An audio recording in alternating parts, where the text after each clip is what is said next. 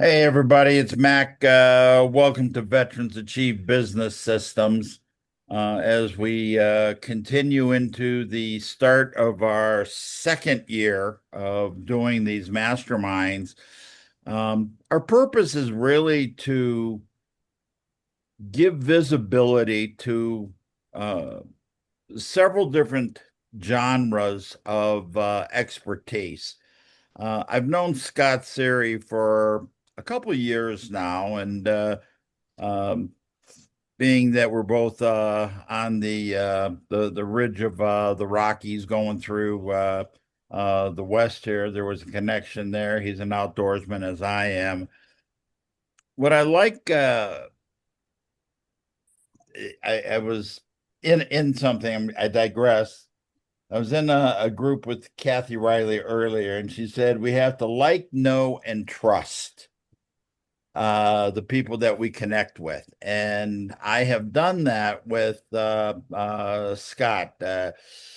He's a gardener. He complains about his tomatoes not growing. We were just talking about him backpacking up into an area I'm very familiar with, the Beartooth.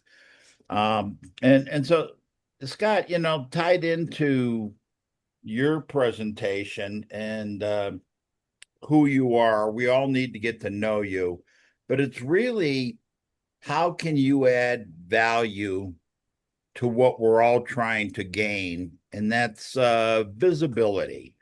So I'm sure that you already have that in mind to discuss that and what that purpose is. But first of all, thank you for doing this. Taking time out is always a pain in the neck sometimes, but I do appreciate you and your efforts. So welcome. Yeah, thanks for having me. Should I just get right into it? Sure, jump in both feet. Okay, so I do need to start out with a little bit of a confession. I'm a bit of an imposter. I think some of us are also imposters here. Talking to a veterans group. I'm not a veteran. I never served. I never enlisted. I don't think I ever even talked to a recruiter. So no real military ties, although my dad did serve in the non-commissioned corps, so I do get USAA insurance, which is very nice because they are about half the price of anyone else. That said, who am I? Mac introduced me as an outdoorsman. That's correct. I'm a writer, adventurer, outdoorsman, a little bit of a beer snob, and advocate for all things mental health, entrepreneurship, and focusing on the one thing that I believe everybody should be focused on, and that's taking care of one another. It's fulfilling the second greatest commandment. If you know your Bible, the first greatest commandment is love the Lord your God with all your heart, soul, and mind. Second is like it, love your neighbor as yourself. Uh, I think that in a Christian society, or one that claims to be Christian, about two-thirds of Americans claim to follow God. They get the first one fairly well. They know and they love God. And most of us really suck at the second part of that commandment, the second one. We're really terrible to each other. So I'll get into some of that. The main focus on this talk is not about loving each other and how to be good neighbors. I'm going to talk about writing books because that's kind of what I'm good at. I say what makes me an expert. I use that word loosely because if you call yourself an expert, I don't believe you're an expert. If other people call you an expert, then you do become that expert. I've written 5 books. I've helped developmentally edit 2 others. I am currently writing one, which I'll use as my example through most of this talk.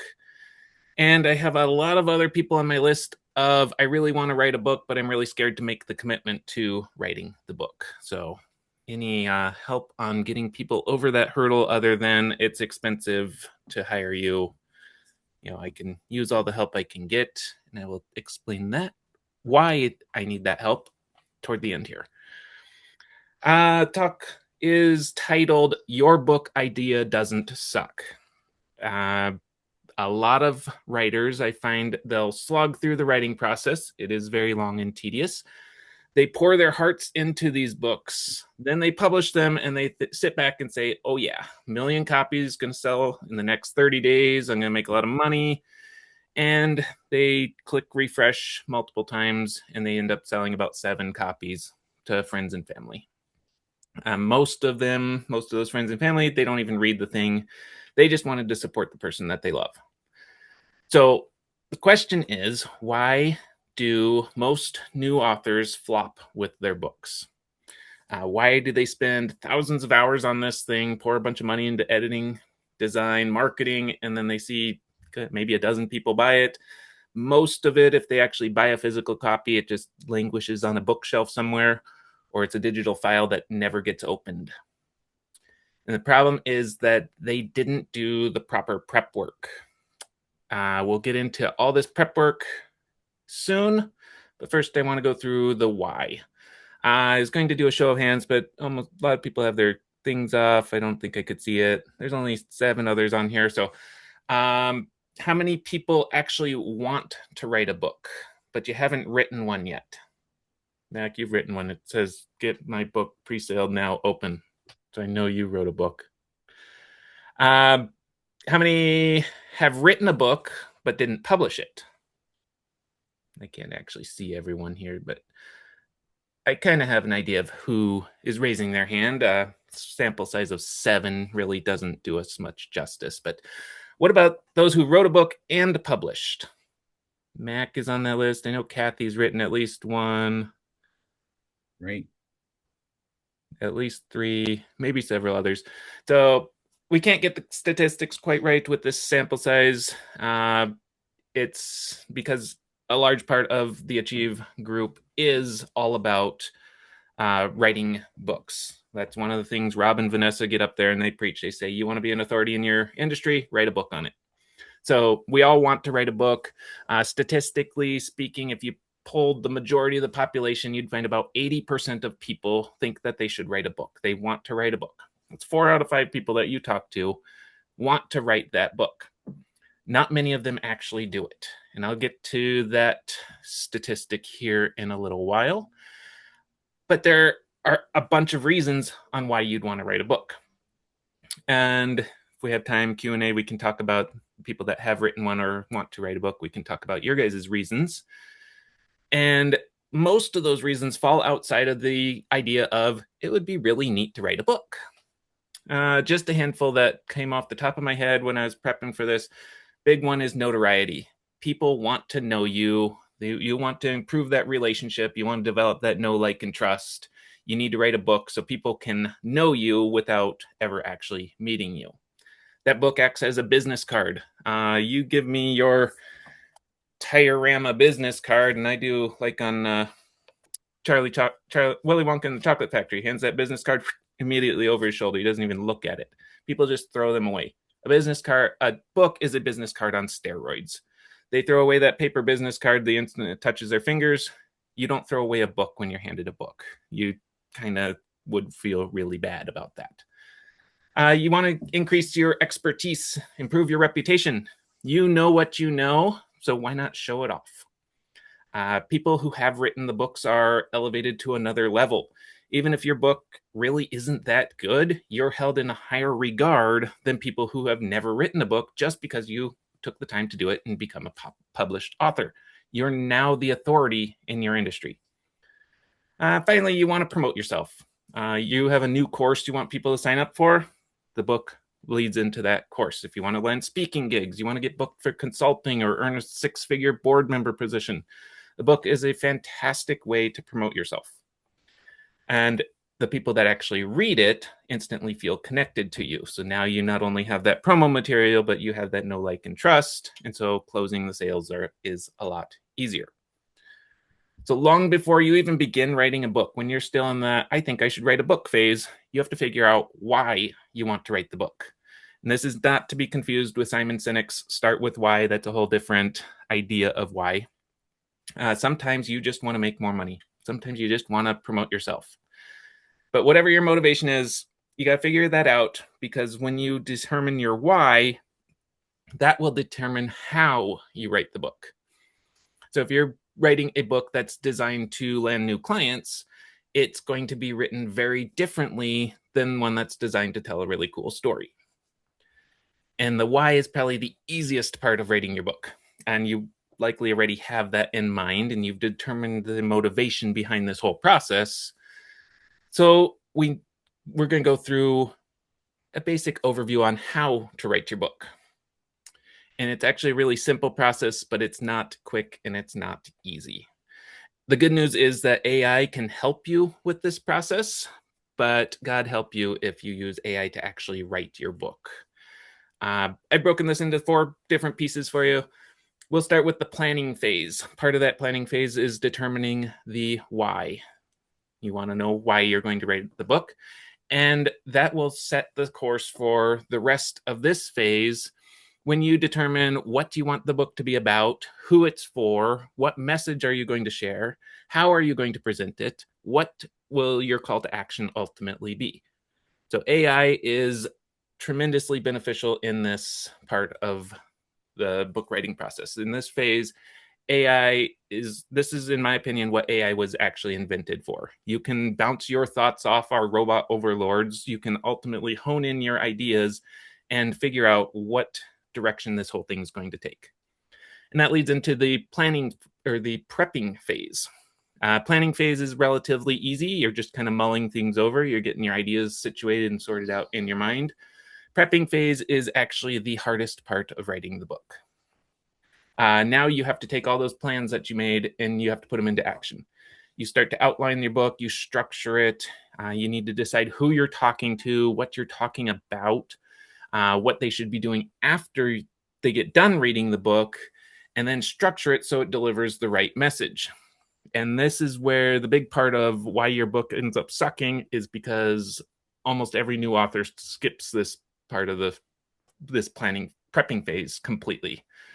So we'll come back to that here in a minute after we get through the next 2 phases. The penning phase, I wanted to keep that P alliteration, so I couldn't call this the writing phase. I have to call it the penning phase, where you're not actually using a pen anymore. You're using a keyboard.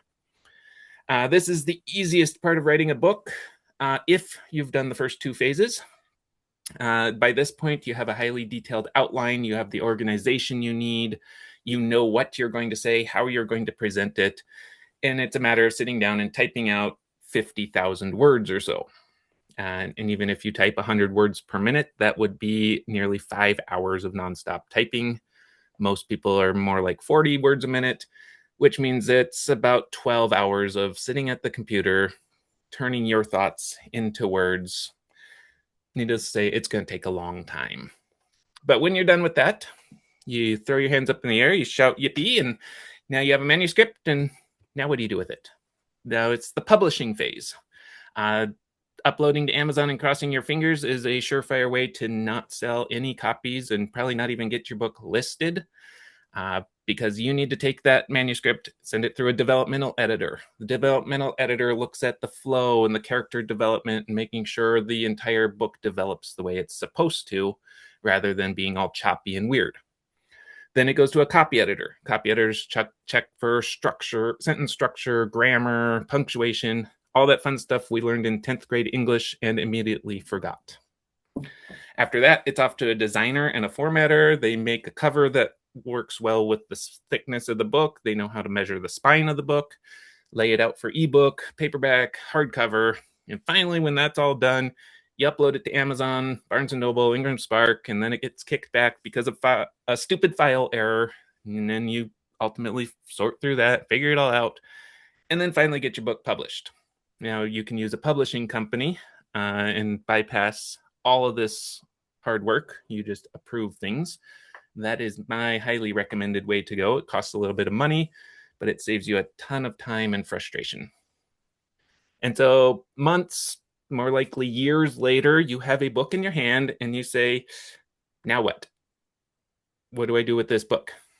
So we'll talk about that here in a minute. First, I want to expand on that prepping phase, because that's where the bulk of the problems exist. We know the power of the book. We know why we need one. We know what it can do for you. But when you don't do that prepping phase, that's why your book sucks. So I'm going to tell you a story about one I'm working on right now. It is for a client. His name is Frank Young.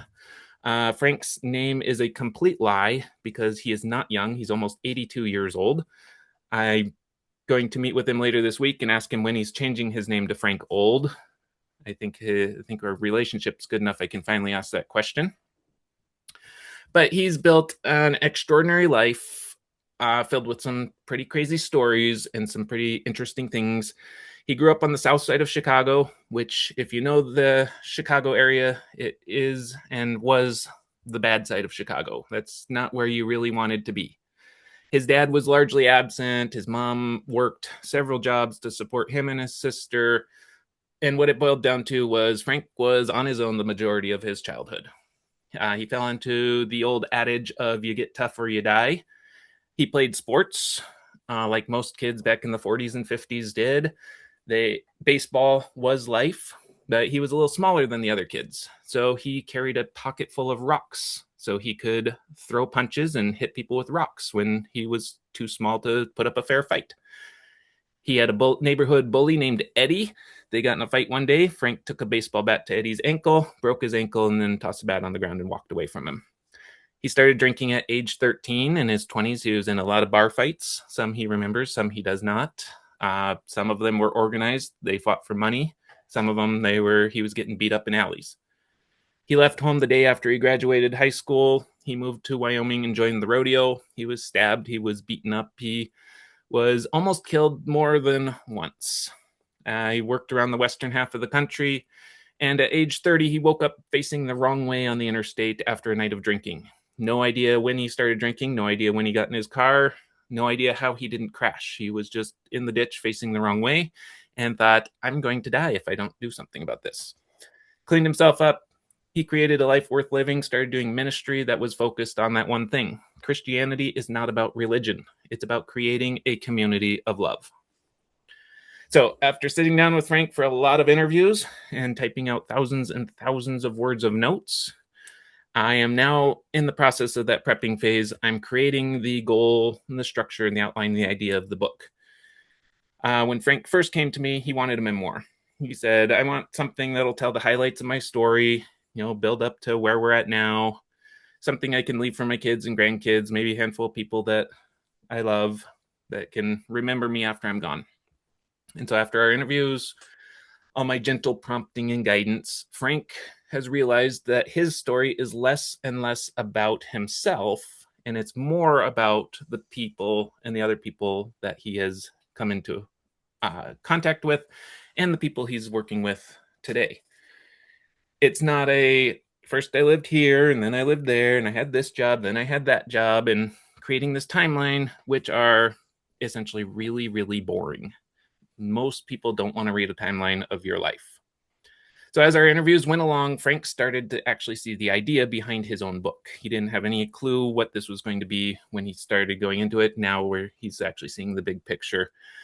And it's really fun to work with people like this because you can see the lights go on in their head that they know the story, but they don't know why the story or how it's going to be told. So as he figured out his own story, we figured out drunken bar fights aren't the focus. They're the idea of I was here, but by the grace of God, I'm no longer there. And through his community of love, he actually has a nonprofit called Community of Love. He gets to meet hundreds of people a year. And these people are saying, Frank, I'm still there. How do I get out?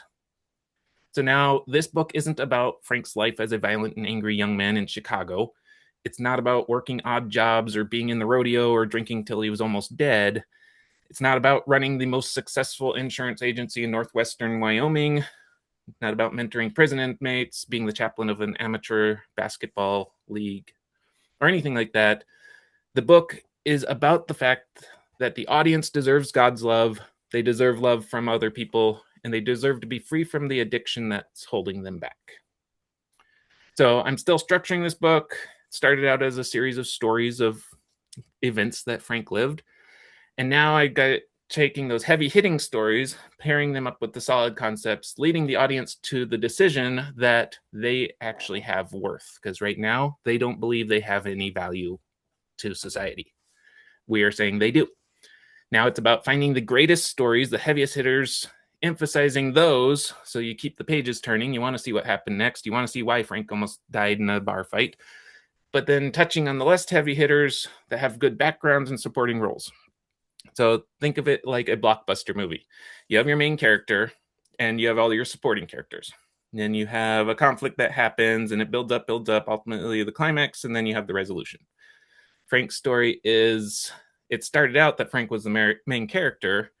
There was no conflict. It was a series of stories that culminated in, and that's what happened. So now we've restructured it that the main character isn't Frank himself, it's the events that he went through. The conflict is the inner turmoil that Frank knew to do better. He wasn't doing better. Knew he wanted to live a life in this way. He was living it in this way. Supporting characters are those less heavy hitting stories, working in coal mines, working for construction companies. They're not really that important, but they help boost the main character of, what's going to happen. The main character is the life worth living. Climax is the aha moment discovering what needed to be done, and the resolution is really the call to action. What do we want the audience to do after reading this book? So once I get that all figured out, the rest is pretty easy. It's a matter of going through notes, writing them down in an exciting and interesting way, embellishing a little bit where necessary, and skimming over the parts that are a little bit dull, but we just need to tell them. And then after it's all written and done, Frank can read it and he'll say, I like this, change that, let's modify this, let's add this little story here. He gives his stamp of approval on it, goes to editing, he'll approve that. It goes to design, he approves that, formatting, all the things published. And then Frank, he does at least 2 talks a week to AA meetings and things like that. And he can haul a box of 50 or so books to every speaking gig, tell people that they do have worth, and say, I didn't think I always think I had worth. This book shows you why I thought that. The resolution of the book has changed. It's not about, hey, join my nonprofit community or my nonprofit called Community of Love. Instead, it is you're a valued human being. Find those who need love and create your own community of love.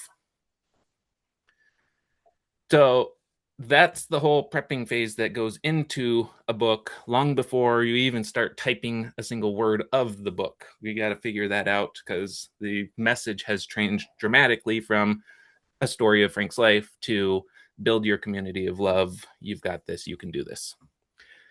And so that leads into the last part. The hardest part of writing a book, in my opinion, is the marketing of the book. You got to get that into the hands of the people that need to read it. And quite frankly, I hate marketing. I find it to be the most tedious and obnoxious and most soul draining process in the history of anything, especially when I'm trying to market myself. If you have the means and the wherewithal to hire a marketing company, highly recommend that because then they're promoting you, not you promoting you. But it all depends on your personality. The marketing does get a whole lot easier when you've done the planning and the prep work. So you know exactly who needs to read this book, even if they don't know they need to read this book. And you can now tell them why they should read the book. If you didn't do the planning and the prepping, you don't really know why they should read the book or what they're going to get out of it. But now your passions are there, and that passion shines through when you have a book in your hand that you actually love. Instead, you might have a book in your hand. It's the story of my life, and it's a book. It's not great, but please buy it. But you can say to these people that you know should read your book, you can say, if you read this book, you will, and then explain the resolution that you've established way back before you even started writing the book. So 80% of people say that they want to write a book. 3% of people actually write the book. 1% finally publish. This stat is about 15 to 20 years old, so that might have changed a little with self-publishing, but it's probably still pretty accurate. Maybe gone up a couple percent on who actually publish. I'll leave you with this. It's a quote from Warren Miller. He's a man who made the best downhill skiing documentary movies of all time. And he closed a lot of his movies saying, because if you don't do it this year, you'll be 1 year older when you do.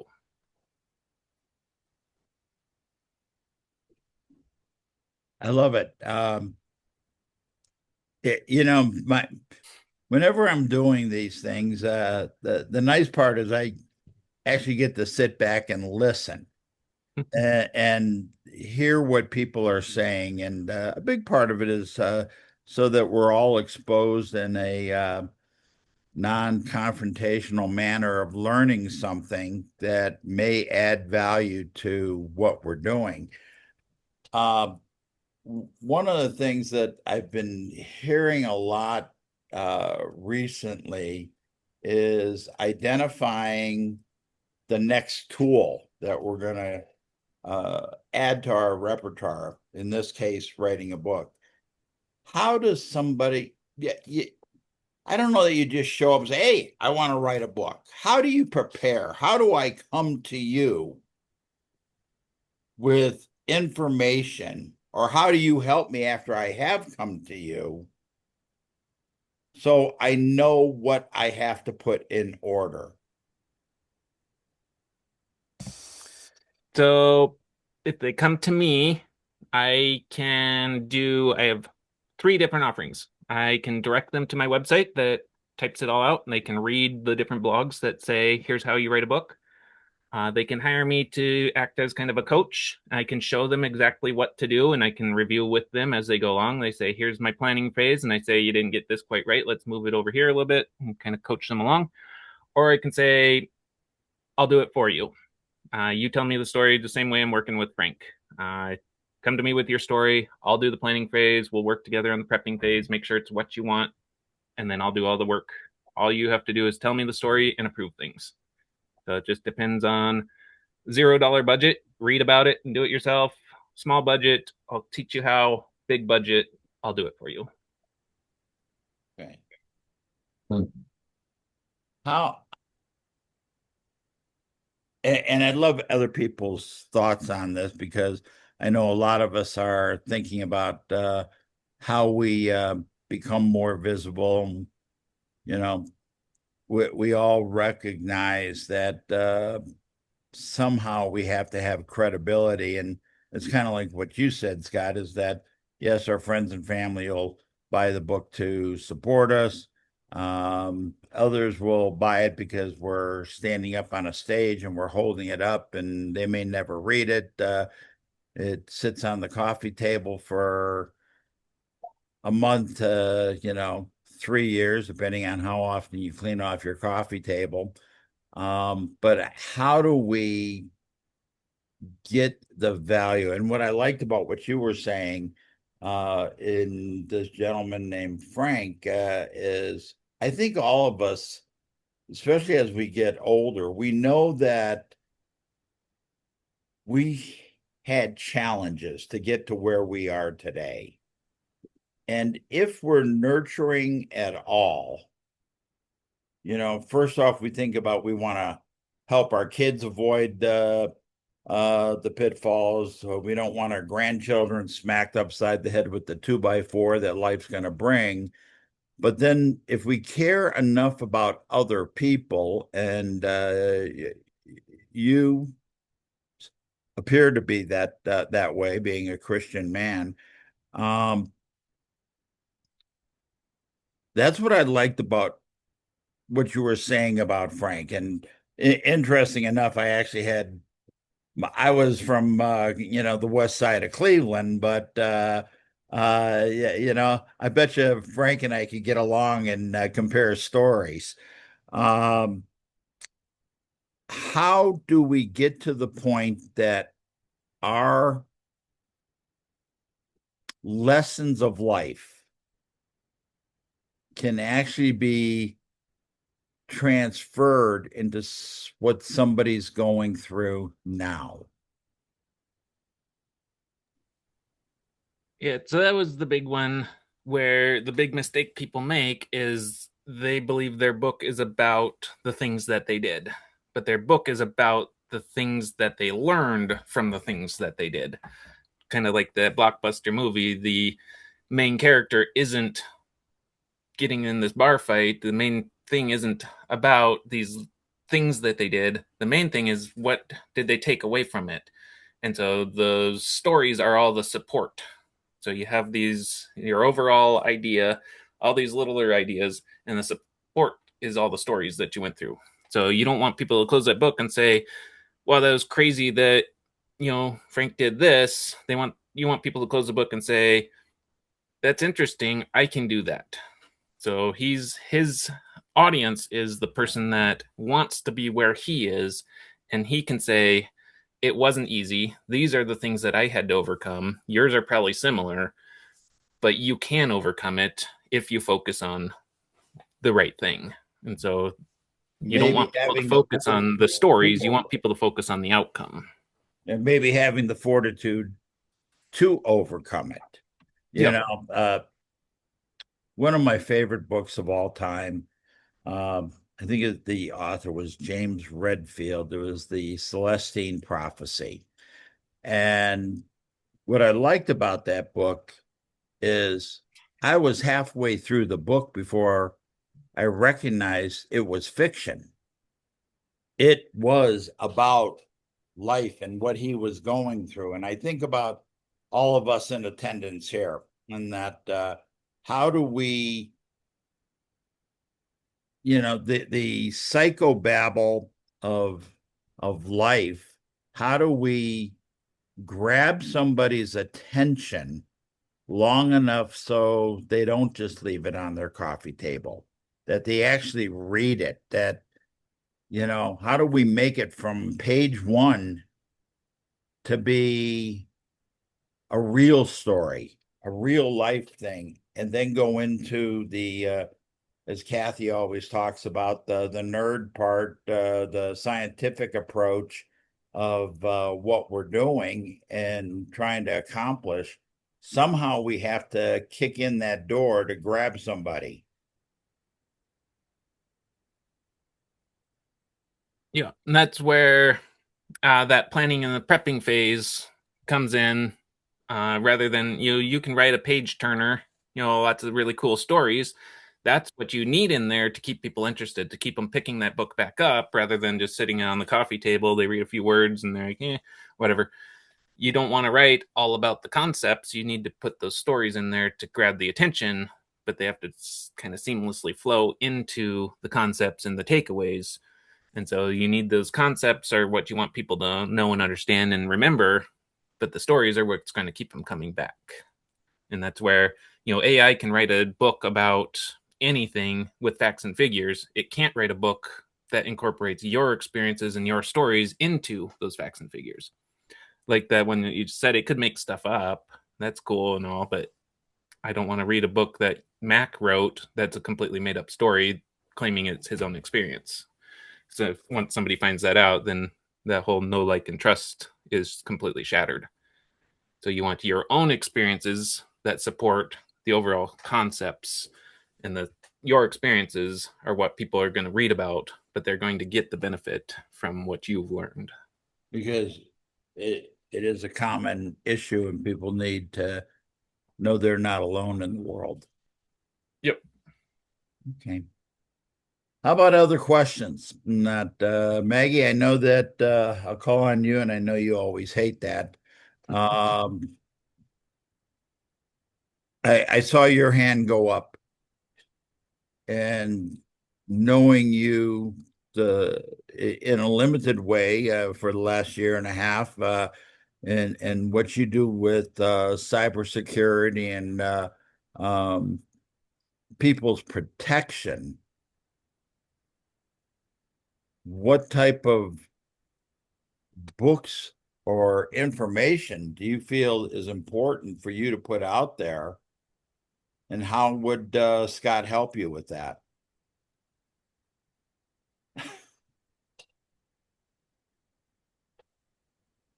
I don't know if she's trying to hide or what. You're muted, hon. She's getting us some show and tell. Uh-huh. Uh, I'm not sure exactly what you're meaning, Mac, but um, the reason I raised my hand is he had asked if anybody had a book that was wrote that hadn't published, which I do. It's Digital Peace of Mind, a practical guide to protecting digital assets for individuals. And then I have another one that I want to write that is Digital Defense, a practical guide to protecting, complying, and thriving with your company's digital assets. Because a lot of people with security look at the back end, not the preparation or maintenance or putting things, trying to prevent an incident from occurring. Or if an incident occurs, have things in place that the downtime isn't disastrous. And Scott, this is where I'd come to you. And Kathy, I think you've written your third book or your fourth book now.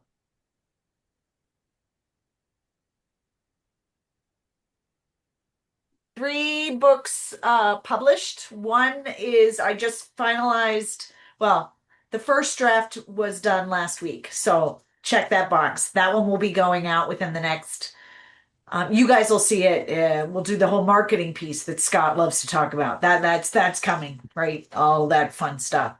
And then working on the fifth, which is the compilation. So I'm herding cats and finding people who want to contribute a chapter versus doing a whole book. So yeah, I got stirring the pot. Books are awesome. You Everybody always needs to write a do. book.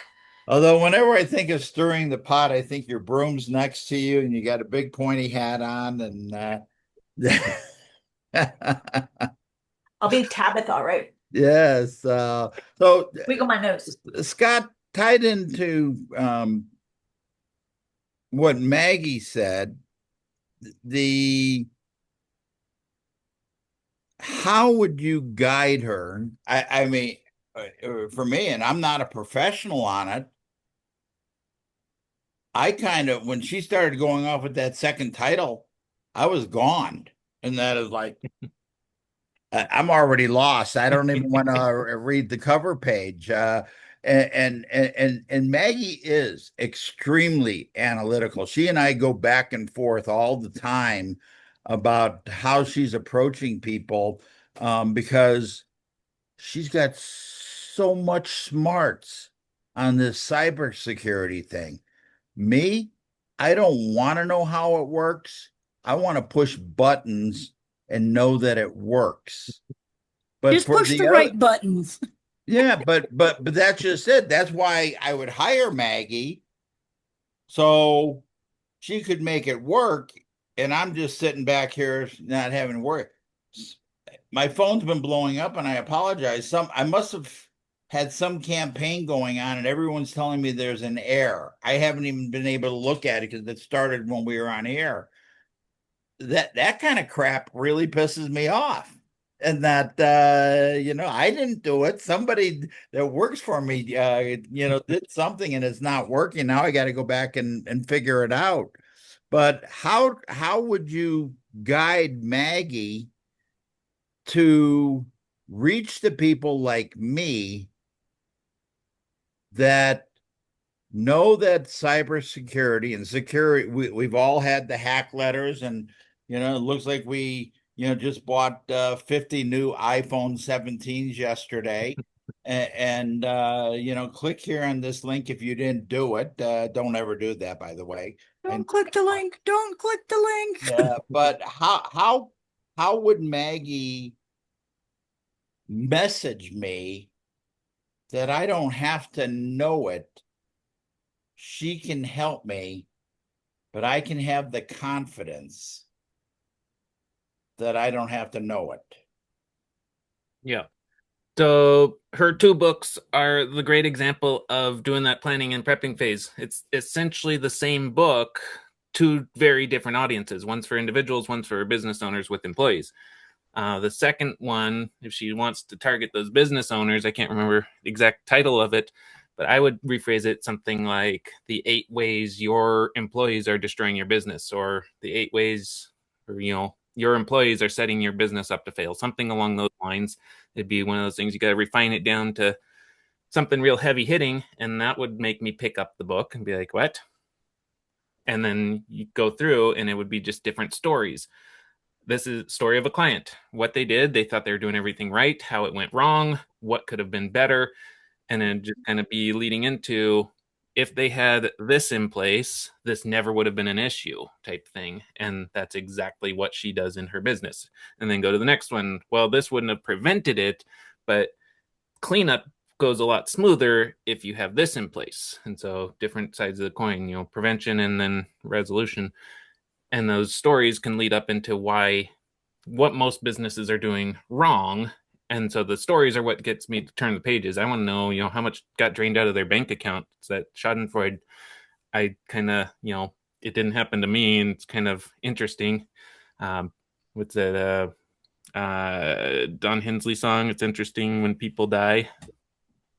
Uh, so it's like you want to hear about it. It's whole newspaper headlines. We want to hear about the horrible plane crash because it didn't happen to us. It's still separated far enough apart. But then we can see, oh, okay, here's how to protect ourselves from that same thing. So that's what I would focus that second book on. Give them a heavy hitting title that makes people think, crap, am I open to cyber attacks because my employees are doing stupid stuff? And then they start reading about all these stupid employee stories that didn't happen to them. So it's that degree of separation. It's still interesting. And then by the end, they're like, I need to contact this because I'm pretty sure my employees are doing the exact same stuff and we just haven't gotten exposed yet. So that's kind of how I would go about the whole planning, prepping phase of that. Would be all about stir Kathy's pot with the big broomstick and make people upset enough that they need to look into doing more for protecting themselves and their businesses. Very cool. Okay. I Versus don't doing, go ahead. versus doing an educational that teaches them what to do. Because AI can do that for you all day long. AI can scrape the internet and say, hey, here's the 10 ways to not get cyber attacked. Like, okay, that's really, really boring. But then you come in and you say, your business is going to fail. Title of the book. Subtitle, unless you protect yourself. And you're like, what is this all about? And then you start with like your heaviest hitting story of Joe Blow had $100 million year business, went bankrupt and got sued 37 times. Like, holy crap, what did he do? Okay. And then it was all because he trusted his employee to do the right thing. And his employee was like, I'm going to click that link that I bought 17 iPhones.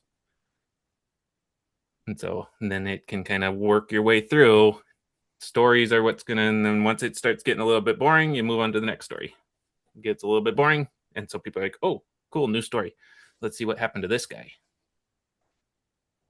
And then that's your promo piece. And now you can go to that employer that has 100 employees and you can mail them a copy of the book or walk into their office and be like, I want to give you this book.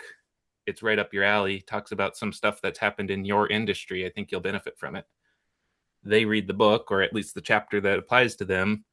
And then they're like, we need to have a consultation because this could happen to us. So that's that marketing stuff that I really don't want to do.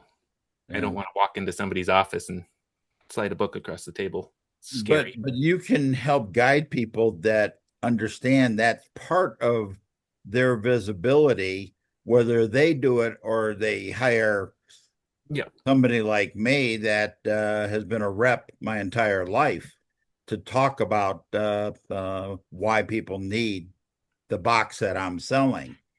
I recently met Dennis just prior to conference, and he drove out from Houston, and we got to hang out and have a beer together. I think about what he does tied into how I would describe it as scaling businesses and showing people how to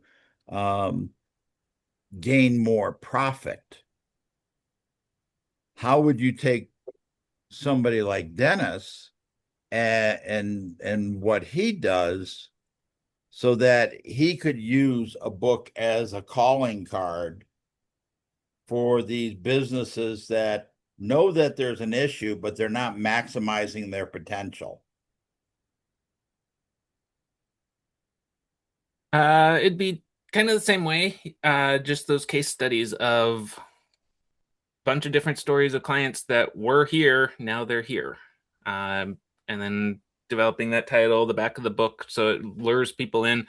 So back to that blockbuster concept, you have the opening, character development, conflict, climax, resolution. Beginning of the movie, there's a bunch of loops that are opened. By the end of the movie, all the loops are closed. Unless they're planning a sequel, then they want you to come back. Sitcoms do this all the time. Cliffhangers, they leave a loop open so your mind is like, I need this resolution. So you come back and watch the next episode. Your book needs to be more like the sitcom, where in Maggie's case, it opens the loop of your business is unprotected, but it never closes that loop for the reader. The only way to close that loop is for them to get in contact with her and go through a consultation and have a review of their company. Same thing, business that isn't maximizing their profit. You open that loop, and then at the end, people are like, wait, how do I fix this with my own business? They have to call you to get that consultation, to get that your piece, so they can actually close that loop. If they finish the book, even if they don't recognize it subconsciously, that loop is still open and something's going to gnaw at them. They're going to know what it is. They're not going to want to admit it, maybe. But until they close that loop, they constantly have this stuff going on in the back of their mind. And so that's what, if you noticed in my presentation, I made it very obvious. We'll get to that in a moment. I'm opening those loops so you guys are waiting for that resolution. And then I closed it later. And then I opened a new one and I closed it later. And so that's the way I do my that's the way I do my presentations and my writing, is I'll open up loops. Sometimes I'll make them very obvious, sometimes I won't, and then close them later because people want that resolution. They have to keep reading until they get it. I love it. And uh, what I hear you saying is you have to educate people. And Kathy will point and laugh at me on this, but as I take it the next step further, is you have to give them a headache and sell them the aspirin. That and that adage has always been so real to me. We all know, or we believe we know, if we're getting passionate about any subject, I don't care what's in that brown corrugated box, but whatever it is needs to be a top shelf product.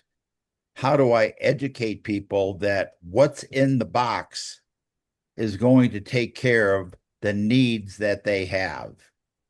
But and not well, I guess I am being critical of Maggie, but I love her to death. Is she had said she was going to tell everybody how to fix it within her book, and I'm saying no. You have to identify the problems. You're not giving them the answers just because they bought a book. You have to have them come back and be in touch with you. Do you think that I'm correct in that analysis, or no, you can sell the product, give them the answers, and never talk to them again? It all just comes down to that planning and prepping phase. What's the ultimate goal of the book? Why are you writing this? If it's just a published piece to set yourself apart, it's one that I'm 99% done with. I just need to get the guy to answer his phone and we can finish it up. It's just a promo piece for, he's a lawyer. He wants to be a published author. And so all he wants is people to read this book, to have his name on a book, update his Wikipedia page to say he's a published author, put that book in the front office of every front desk of every office he has. So people are walking in and be like, oh, I didn't know you wrote a book. He doesn't care if people read it. He doesn't care if people hire him as a lawyer because of it. He wants the promo piece that comes from it.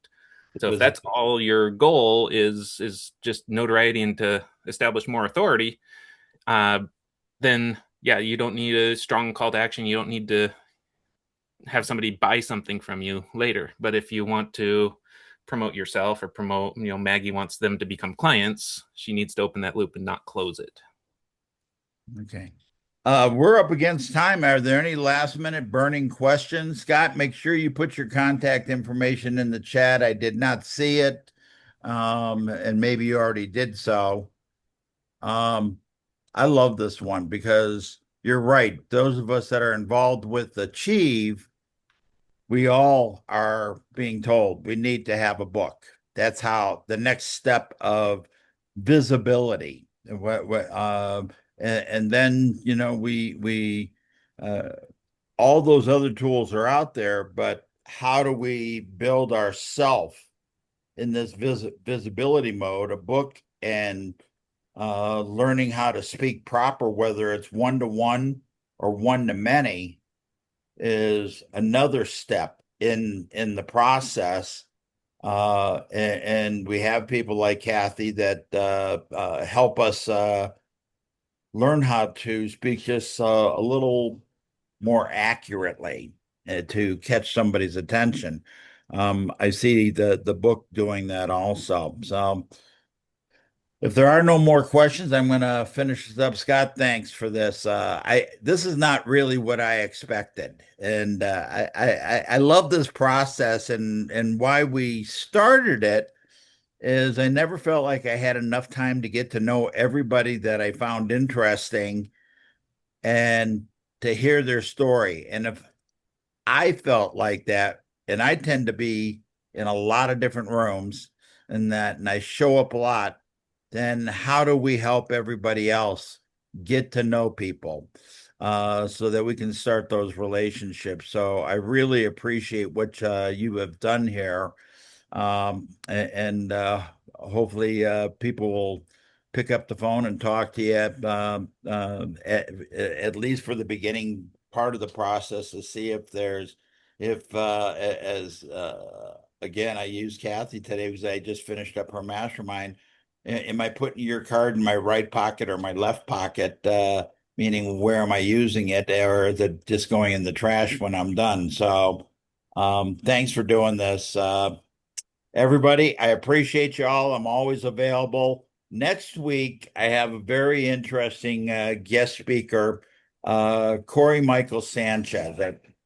I met Corey on LinkedIn. He's helping me with my leads. One of the things that was really interesting to me, we started a campaign last week and under the hashtags or the criteria that I was identifying, I had 135 people in my first tier of contacts. With the people that they knew, and that the second tier, there was over 40,000. In the third tier, there was over 500,000 people. And the process that Corey will be talking about is how do we get to that third tier and bring them into our first tier? As I've said in the past from my business and marketing classes in college, they always said you wanted a 5% return. I am an overachiever, so I want a 10% return. That means that I should be reaching 50,000 people on that 500,000. So hopefully Corey will be able to enlighten us all so that we can increase our numbers because it really is a numbers game. We're all becoming professional at how we speak and how we approach people. We just need additional audiences to talk to. So I look forward to having you all join me next week. With that, I'll say adieu and I'll stop the recording.